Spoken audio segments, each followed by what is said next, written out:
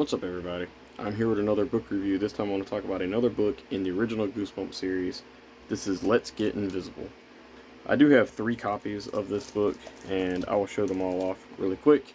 I have this Brandon Dorman cover book, not my favorite cover that he's done by any means, but pretty cool to have it. This is the book that I brought with me to work and read it on my breaks and stuff, so pretty cool.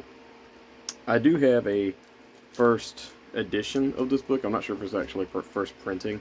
I didn't take it out of its sleeve, but if you look, there is no number on the spine, so pretty cool. I actually got 1 through 6 a long time ago from a person that was selling them, and I don't even think that they realized it was like first editions, unless they just wiped the numbers off. But I got it really cheap anyway, so it's pretty cool.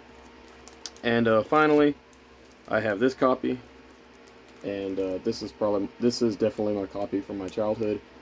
If you guys haven't followed me, or this is your first video or anything, I'll tell you a quick story about this. Me and my dad went to a thrift store when I was very young, and I got a bunch of Goosebumps books, and they all had this little 25-cent sticker on there. They either had the sticker or 25 written on top of them, and they just mean a really lot to me. So, yeah. When I was a kid, I remember going somewhere with my parents, and I read this in the back seat of the car. I do believe that I had a family member that was sick, and I was trying to read to kind of take my mind off of it. And I remember thinking that I really shouldn't have brought this book with me because I didn't really like it that much. And I do remember also looking at the final page of this book and knowing what the twist was, and just kind of reading it just to finish it. And I also remember this being one of the very final books that I read in the original series when I was a kid. One Day at Horrorland was my very last one that I had to read for this, and this one was like right before it, or maybe a little bit before the other. But yeah, the story itself follows Max. It is his birthday, and they are just hanging out. He invited some friends for a birthday party. This guy named Zach comes over, and Zach is this guy that has a kind of different haircut. It's like shaved on one side, and his hair is like flipped over to the other. He has April, who is the shy girl, and there's her friend, which is Erin. She doesn't really have a lot of characteristics. And he has a little brother named Lefty, who is left-handed. His real name is Noah, but I don't remember them saying that in the book. But I did watch the episode, and that's what they call him. But he loves throwing a softball up and down while throughout the book. But they're at the birthday party, and Zach ends up leaving a little while later. They do unwrap some gifts and watch Terminator and different things like that. So it's raining outside. There's not a lot going on. Zach leaves, and they decide to go upstairs because Max has this video game he wants to show the girls. And he goes upstairs to his room, and this thing jumps out at him. Turns out to be his little brother Lefty, and he's just trying to scare him. And one of the girls asks, "What room does that lead to?" There's like a room that he jumps out of, and he says it leads to the attic. And one of the girls, I think it's Erin, is very interested in going to the attic.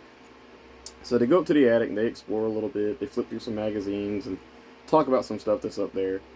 Their dog, he comes up there, and he ends up scratching behind these cartons, and Max is like, "What are you looking at?"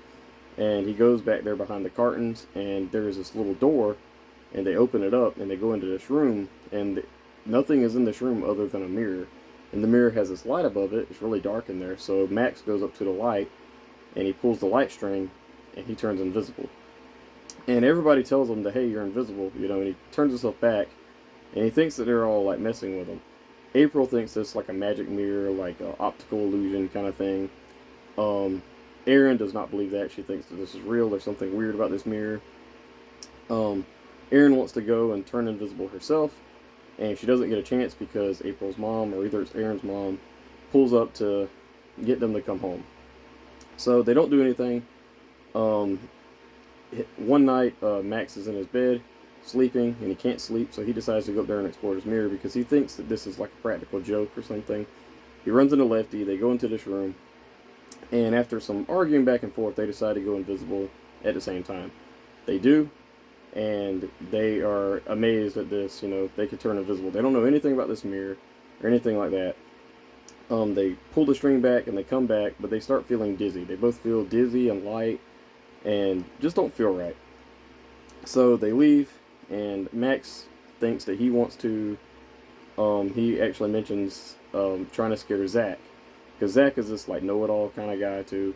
So he goes and invites Zach over one day, and he goes upstairs, and he turns invisible in front of him, and Zach is just amazed at this, and he wants a turn. The dog ends up coming upstairs, and he tries to run him out. April and Aaron show back up. They push the dog down, or get him out the stairs, and Zach ends up turning invisible by himself, and he comes back, and he says that he feels dizzy and lightheaded and all this fun stuff too, and he ends up reappearing, and he ends up wanting to do this like competition to see who can stay invisible the longest. And throughout the book, that's what this book is. The kids turn invisible. They don't do much. Um, Erin turns invisible, and she like flips through magazines. There are scenes later on where Lefty turns invisible, and he goes, and they have these a group of people around, and he starts drinking like or picking up soup. Aaron flips through some magazines. They don't do anything crazy. The craziest thing that they do is Zach goes across the street at this neighbor's house, and he has this tomato plant garden, and he takes tomatoes and starts juggling them, and the guy sees them, and he starts telling his wife, and then he kind of puts them down, makes them look crazy. But yeah, Let's Get Invisible was pretty fun. Um, there is throughout the middle portion of this book, it kind of got a little slow for me. But the final twist of what's actually going on with this mirror is very intense and very fun. I did think that it was. They had some actual scary scenes. There's a scene where Max is in his room sleeping, and he hears somebody whispering his name, and he gets up, and his sweater or shirt starts floating off the coat rack, and he hears these whispers and different things like that, and he doesn't know exactly, that it's his brother, and his brother's been invisible for a while now. There's also a scene where we find out that there's something with this mirror, and I'm not going to say much, but Max sees something inside this mirror that is genuinely creepy, and it's actually pretty scary. Like, I actually felt like I would have been scared of this if I would have read this and actually paid more attention to it as a kid. But yeah, Let's Get Invisible is a very fun book. I really don't know much else to say about it. It's not one of my favorites, but it is good. The beginning of it was pretty solid around the mirror portion of this, and I wanted to learn more. That's one of the negatives I have for this book is we don't learn really anything about this mirror. Why does it turn people invisible? Why is what's inside the mirror there? Why is it there in the first place? Who invented it? None of that's answered. But there are some scary scenes in here, like I said, with some invisible stuff going on. And there are some scenes of dread when Lefty turns invisible by himself and he can't find him, and the dog turns invisible. That's actually genuinely pretty creepy and pretty upsetting, because if I was in his shoes, I'd be panicking too. And yeah. Other than that, Let's Get Invisible was a pretty standard book, but a really fun one. I give it a 4 out of 5 stars. I don't think it's perfect or anything like that. I think it is above average, but just slightly above average. So that's it for me, guys. Thank you. Bye-bye.